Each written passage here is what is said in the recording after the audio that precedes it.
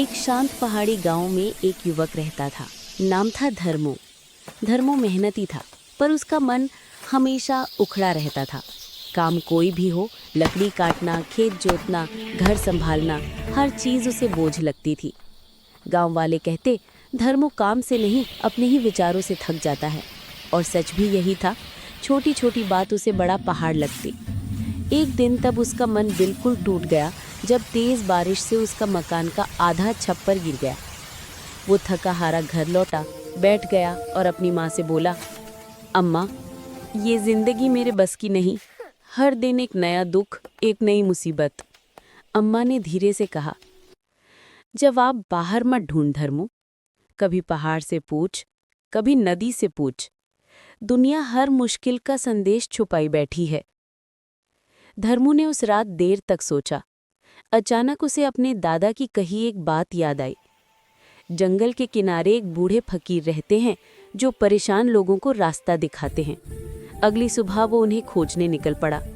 पेड़ों के बीच से पगडंडी, नीचे बहती नदी, ऊपर उड़ते पक्षी। रास्ता लंबा था, पर जवाब की चाहत उससे भी लंबी। घंटों चलने के बाद वो एक शांत नदी किनारे पहुंचा, जहां सफ़ेद दाढ़ी वाले एक फकीर नदी को निहार रहे थे। धर्मो उनके पास जाकर बैठ गया।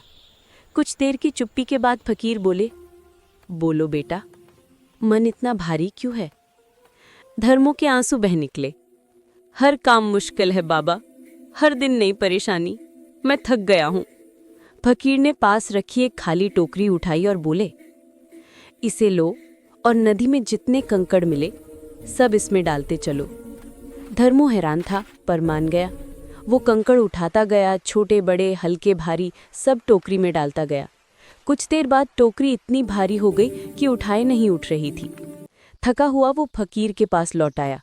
बोला, बाबा, अब ये टोकरी उठाना मुश्किल हो गया है।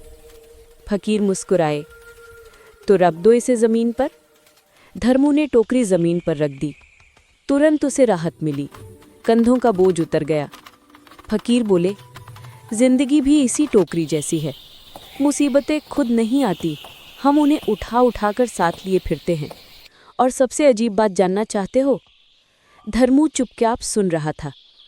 इनमें से ज़्यादातर कंकड़ तुम्हारे मन के हैं, हकीकत के नहीं। उसे छोड़ते ही वज़न हल्का हो जाता है, जैसे इस टोकरी का। धर्मो ठिठक गया। उसे लगा किसी ने उसके भीतर का जाल खोल दिया हो। वापस लौटते हुए वो हर चीज़ को नए नज़रिए से देखने लगा। पहाड़ पहले जितने डरावने नहीं लगे, हवा पहले से मीठी लगी और नदी पहले से गहरी नहीं, बस शांत लगी। गांव पहुंचते ही अम्मा ने पूछा, कुछ समझ आया? धर्मो हल्के से मुस्कुराकर बोला, मैंने अपनी टोकरी खाली कर दी अम्मा। धीरे धीरे लोग धर्मो में बदलाव देखने लगे। अब वो शिकायत नहीं करता था। बारिश से काम रुक जाता तो कहता, कोई बात नहीं, धरती भी आराम चाहती है। गांव के लोग हैरान, ये वही धर्मो है जो पहले हर छोटी बात पर टूट जाता था।